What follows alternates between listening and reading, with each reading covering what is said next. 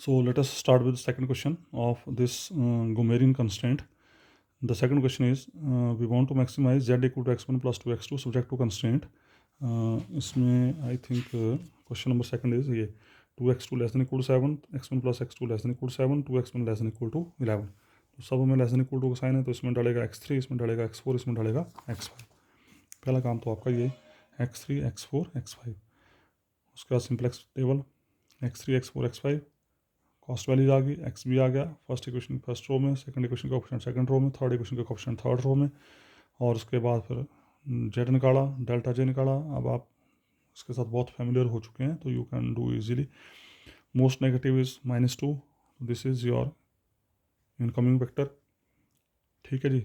Out going आपका फिर जो इनकमिंग होता है उससे क्या करते हैं, एक्स बी को डिवाइड करते हैं, minimum ratio. So this is out going, this is की एलिमेंट. ठीक है जी. तो अब क्या करना है, इस इनकमिंग की जगह इस आउट गोइंग को लेके आना, मतलब 2 का 1 बनाना है, 1 का 0 बनाना है, 0 का 0 बना हुआ है. तो थर्ड रो तो एज इट इज़ लिख देना, इसको तो छेड़ना नहीं. यहाँ 2 से डिवाइड किया, ये आ गई.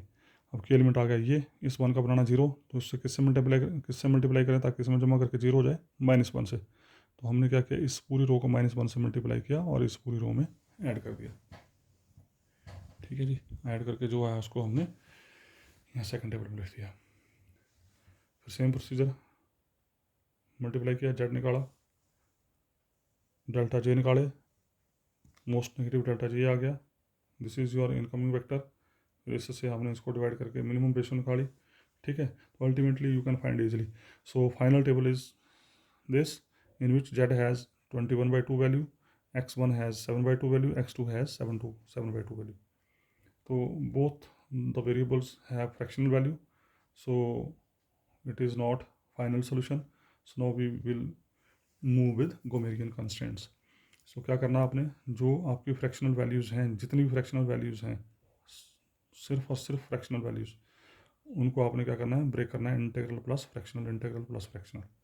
तो यहाँ इत्तेफाक से फिर दोनों सेम आ गए, तो रेंडमली जिस मर्जी को उठा लो. ठीक है. So we will choose x2 row. So ultimately since solution is not integer, so we will add Gomerian constraint. Let us choose x2 row. x2 रो ले ली हमने. तो x2 रो ले ली, जो फाइनल टेबल में x2 रो है उसको लिख दिया हमने. और लिखते वक्त ये ध्यान रखना है कि जो फ्रैक्शनल वैल्यूज हैं उनको integral plus fractional, integral plus fractional, integral plus fractional इस फॉर्म में लिखना है. फिर जो फ्रैक्शनल एंट्रीज हैं उनको -n से मल्टीप्लाई करके g1 कंस्टेंट आपके पास ऐड होगी. फिर नेक्स्ट टेबल में जो आपका फाइनल टेबल था जो अभी पीछे सॉल्व किया, उसको एज इट इज़ लिखना है. इसमें g1 को ऐड करना है, ये g1 जो लिखी है रो इसको ऐड करना है, और इधर कैपिटल G1 आ जाएगी, 0 0 0 0 1. ठीक है. और ये फाइनल टेबल में जो आपका जेड जे और सॉरी डेल्टा जे और जेड निकला उसको एज इट इज़ लिख देना. Know apply but dual simplex method. तो ड्यूल सिंप्लेक्स मेथड क्या बोलता है, एवरी डेल्टा जे पॉजिटिव, जो एक्स भी मोस्ट नेगेटिव होगा that is your outgoing vector. तो आउटगोइंग वेक्टर हो गया g1. ठीक है. और जो आउट गोइंग वेक्टर है उसकी अगर कोई एंट्री नेगेटिव है तो नेगेटिव एंट्री से उनके डेल्टा जे को डिवाइड करना. तो यहाँ खैर एक ही एंट्री, तो ये इनकमिंग हो गया, डिवाइड करने की जरूरत ही नहीं है. अगर एक से ज़्यादा होती तो हमने फिर मैक्सिमम निकालना था, जिसकी वजह से मैक्सिमम आना था, that is your incoming vector. तो यहाँ इस -1/2 का हमने 1 बनाया, तो क्या करेंगे, -2 से मल्टीप्लाई किया पूरी रो को, ये आगे नीचे. ठीक है. 1/2 का 0 बनाना है, -1/2 का 0 बनाना है, 1 का 1 बनाया हुआ, तो थर्ड रो भी हमने एज इट इज़ लिख दी. और इनका हमने 0 बनाना है, तो की एलिमेंट आपका आ गया ये. इसको किससे मल्टीप्लाई करके करें ताकि इसमें जमा करके 0 हो जाए, -1/2. तो इस पूरी रो को -1/2 से मल्टीप्लाई करके इस पूरी रो में जमा करना है, एक्सेप्ट सी भी जो आएगा उसको यहाँ लिखना है.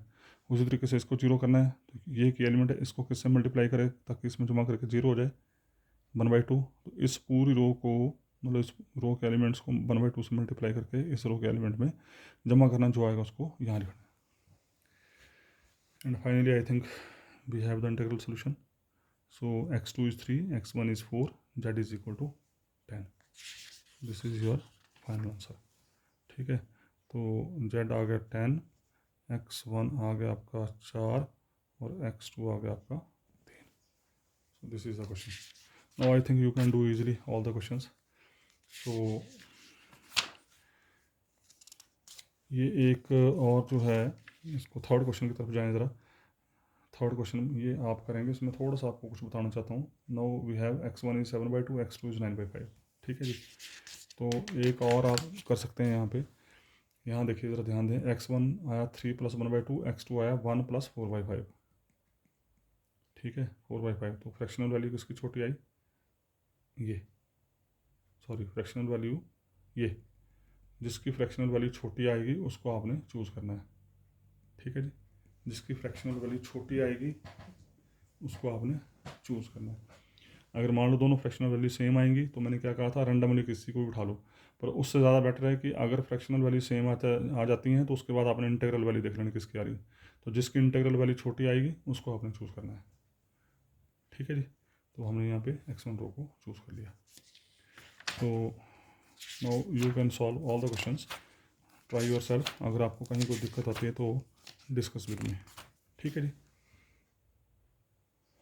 सो आपने जो लार्जेस्ट फ्रैक्शनल वैल्यू उसको आपने प्रेफरेंस देनी है। फिर भी अगर मान लीजिए आपको याद भूल जाती है, स्मॉलेस्ट लेनी है फ्रैक्शनल वैल्यू या लार्जेस्ट लेनी है, आप रैंडमली अदरवाइज़ कोई भी उठा सकते हैं, उसमें कोई दिक्कत नहीं। उससे सिर्फ ये होगा, क्वेश्चन तो गलत नहीं होगा पर क्वेश्चन की लेंथ जो है वो बढ़ सकती है, बाकी को फ़र्क नहीं पड़ेगा क्वेश्चन को। पर कोशिश करें कि अगर याद है तो जो सबसे बड़ी लार्जेस्ट वैल्यू, जो सबसे बड़ी फ्रैक्शनल वैल्यू होगी उस आपने वेरिएबल को चूज़ करना है, ठीक है जी।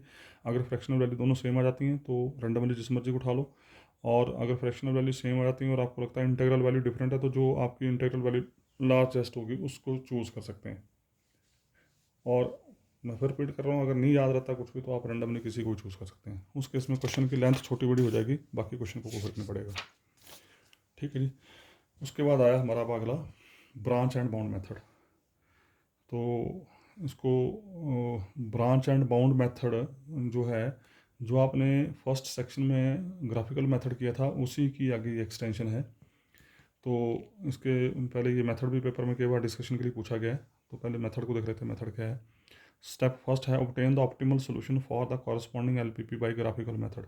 मैं भी बात ही कर रहा था आपसे कि सबसे पहला काम क्या है आपका, कि जो भी आपको प्रॉब्लम दे रखी होगी, जो भी एलपीपी दे रखी होगी उसको आपने ग्राफिकल मेथड से सॉल्व करना है। ध्यान रखना है, ब्रांच एंड बाउंड में आपने ग्राफिकल मेथड से सॉल्व करना है, और गोमेरियन में आपने जो है किसी भी सिंपलेक्स मेथड से सॉल्व करना है, ठीक है जी। If the solution is integer then the current solution is optimum. और ग्राफिकल मेथड से सॉल्व करके अगर आपका आंसर इंटीग्रल आ गया तो हमारा सोल्यूशन फाइनल हो गया। If the solution is not integer then go to step number 2।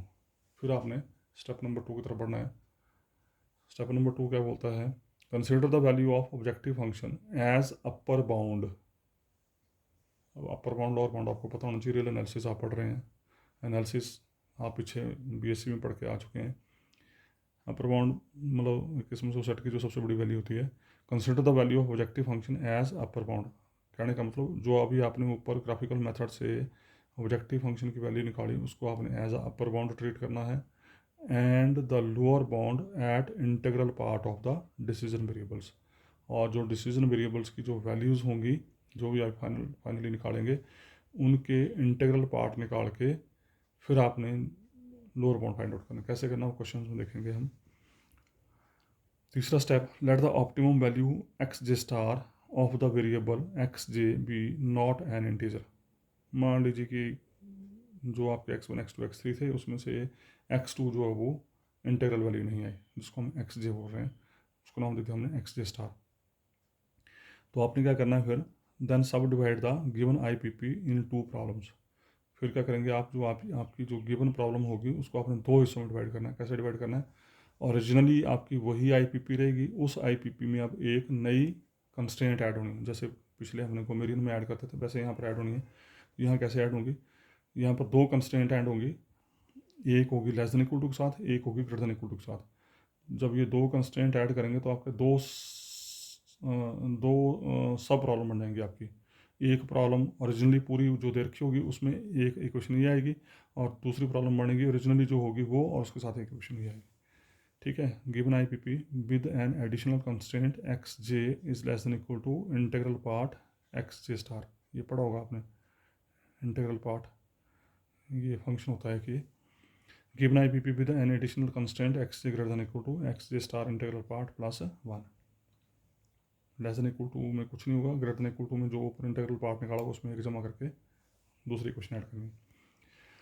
फिर आपने उन 2 प्रॉब्लम को सॉल्व करना है। सॉल्व द 2 सब problems obtained in step number 3।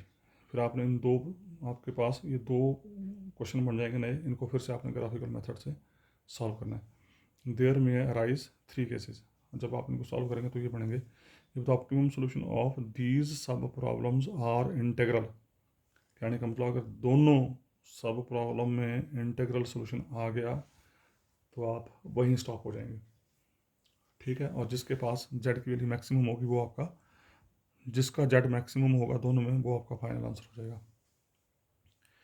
दूसरी possibility, if optimum solution of one सब प्रॉब्लम इज इंटेग्रल, एक प्रॉब्लम आपने मान लो पहले सॉल्व किया, इसका सोल्यूशन इंटेग्रल आ गया और दूसरी का सोल्यूशन इंटेग्रल नहीं आया, तो आपने क्या करना है, जिसका सोल्यूशन इंटेग्रल आ गया उसको स्टॉप करना है, और जिसका इंटेग्रल नहीं आया उसको आपने फिर 2 प्रॉब्लम में डिवाइड करना है। If optimum solution of one sub-problem is integral and the other sub-problem has no feasible solution, then the required solution is same as, हाँ मैं स्टेप नंबर 3 बोल गया पहले, ये सेकंड स्टेप ये बोल रहा है कि अगर एक का इंटेग्रल सोल्यूशन आ गया और दूसरे का सोल्यूशन एग्जिस्ट नहीं कर रहा है, दूसरी सब प्रॉब्लम का सोल्यूशन एग्जिस्ट नहीं कर रहा है, तो जो इंटेग्रल सोल्यूशन आ गया वही आपका फाइनल सोल्यूशन हो जाएगा। और तीसरी पॉसिबिलिटी में एक के पास इंटेग्रल सोल्यूशन आ गया, दूसरे के पास इंटेग्रल सोल्यूशन नहीं आया, तो जिसके पास इंटेग्रल सोल्यूशन नहीं आया उसको आपने फिर आगे 2 सब प्रॉब्लम में डिवाइड करना है। मतलब उसमें जैसे मान लो इसके पास इंटेग्रल सोल्यूशन नहीं है, तो यहाँ पर जो सिस्टम होगा उस सिस्टम में आप फिर दोबारा से 2 नई कंस्ट्रेंट ऐड करेंगे, जिससे फिर दोबारा 2 सब प्रॉब्लम्स तैयार हो जाएंगी और उनको फिर सॉल्व करेंगे, और तब तक सॉल्व करते जाएंगे जब तक कि आपके पास इंटेग्रल सोल्यूशन ना आ जाए। So step number 5, repeat step 2 to step 4 until all integral value solutions are obtained. Select the solution that has an optimum value of set. और फाइनल स्टेज में आपने क्या करना है, आपने उस सोल्यूशन को फाइनल सोल्यूशन मानना है जिसका जेड जो है वो मैक्सिमम होगा, ठीक है जी। बेसिकली इस मेथड की डिस्क्रिप्शन ये है कि ओरिजिनली मान लो आपको ये सोल्यूशन, ये आपको एक प्रॉब्लम दे रखी है, ठीक है, आपने इस प्रॉब्लम को ग्राफिकल मेथड से सॉल्व किया, अगर इसका इंटीग्रल सोल्यूशन आ गया तो ये यहीं स्टॉप हो जाएगी। अगर इंटीग्रल सोल्यूशन नहीं आया तो ये प्रॉब्लम आपकी 2 प्रॉब्लम्स में डिवाइड हो जाएगी आगे, एक को नाम देंगे हम ए, एक को नाम देंगे हम बी। मान लीजिए इसका सोल्यूशन इंटीग्रल आ गया, अगर इसका सोल्यूशन इंटीग्रल आ गया तो ये यहीं स्टॉप हो जाएगी। मान लीजिए इसका सोल्यूशन इंटीग्रल नहीं आया तो ये फिर दोबारा 2 प्रॉब्लम में डिवाइड हो जाएगी, ठीक है जी। और मान लीजिए इसका सोल्यूशन इंटीग्रल आ गया तो इसको स्टॉप कर देंगे, तो इसका सोल्यूशन इंटीग्रल नहीं आया तो ये आगे फिर 2 प्रॉब्लम में डिवाइड हो जाएगी। अगर इन दोनों का इंटीग्रल सोल्यूशन आ गया तो ये यहीं स्टॉप हो जाएगी, नहीं आएगा तो ये आगे फिर 2 प्रॉब्लम में, ये आगे फिर 2 प्रॉब्लम में, एंड प्रोसेस गोज ऑन, ठीक है जी। अब आप देख रहे हैं कि कैसे बन रही है ना, ब्रांचेज बन रही हैं, यहाँ से 2 बनी, 2 से आगे 4 बनी, 4 से आगे 8 बनी, and so that's why this is called branch and bound method, ठीक है जी। तो पहला काम तो आपका वही रहेगा, graphical method, and I think आपको मेथड वो अच्छे से आता है। उसके बाद फिर हमने ब्रांच एंड बाउंड को कंटिन्यू करना है। तो ये कुछ एक क्वेश्चन दे रखे हैं यहाँ पे, maximize z equal 4x1 + 3x2 subject to constraint, ये वैसे अगला एंड सोन, ठीक है जी। 4 5 6 क्वेश्चन दे रखे हैं यहाँ पे, तो बारी बारी से अब इन क्वेश्चन को हम देखेंगे किस तरह से सॉल्व करना है। तो मैं इसको यहीं स्टॉप कर रहा हूँ, आगे जो क्वेश्चन है उसको हम फिर नेक्स्ट वीडियो में देखते हैं। Okay, thank you.